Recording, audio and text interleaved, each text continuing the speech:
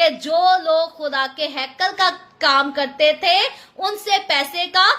हिसाब नहीं लिया जाता था, क्योंकि वो ईमानदारी के साथ, दयानतदारी के साथ, पूरी ऑनेस्टी के साथ खुदा के घर का काम करते थे। आज मेरी और आपकी, आज हमारी कौम के लोगों को, खादमों को ही नहीं सिर्फ बल्कि अवाम को भी सीखने की जरूरत है। आज हमारी कौम में खादमों पर बहुत इल्जाम लगाया जाता है कि हदिया खा गए, लेकिन इस बात में कोई शक नहीं कि आज अवाम में भी ऐसे बहुत सारे लोग हैं, कौम में आम लोग ऐसे बहुत सारे हैं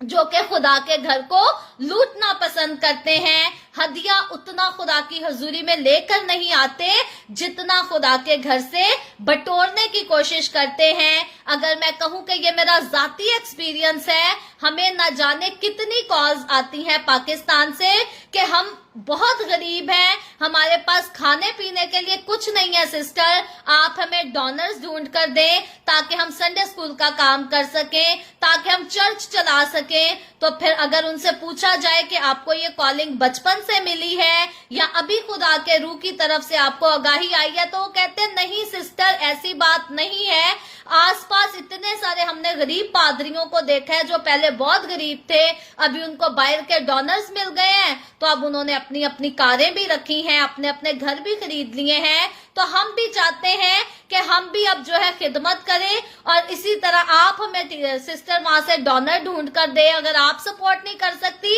आप दूसरे चर्चेज में जाएं और उनसे गुजारिश करें कि वो हमें डोनेशन भेजें ताकि हम भी अच्छे हालात हो सकें। मैं अक्सरोकात इस वजह से जो है फिर लोगों की कॉल्स अटेंड करना छोड़ दी मैंने, क्योंकि मुझे ये बिजनेस नहीं पसंद कि अब हम गरीब हैं तो चलो खुदा की खिदमत शुरू कर लेते हैं ताकि हम भी जल्दी से अमीर हो जाएं। याद रखें मेरे अजीजों, खुदा की खिदमत करनी है तो रूहों को बचाने के लिए करें, जिंदगियों को जीतने के लिए करें। पैसे के लालच से खुदा की खिदमत नहीं की जा सकती और पैसों के साथ रूहें भी खरीदी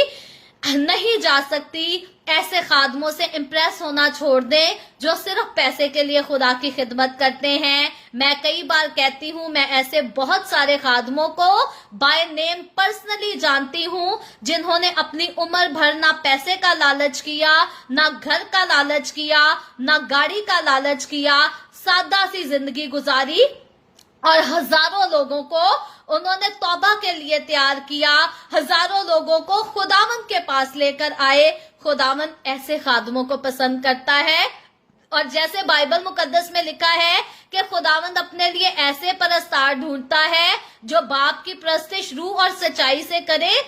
तो इसी तरह खुदा अपने लिए वो खादिम ढूंढता है, वो पास्टर ढूंढता है, या वो कौम ढूंढता है, वो लोग ढूंढता है जो बगैर किसी भी लालच के खुदा की खिदमत करें, खुदा के घर का काम करें, पूरी ईमानदारी के साथ।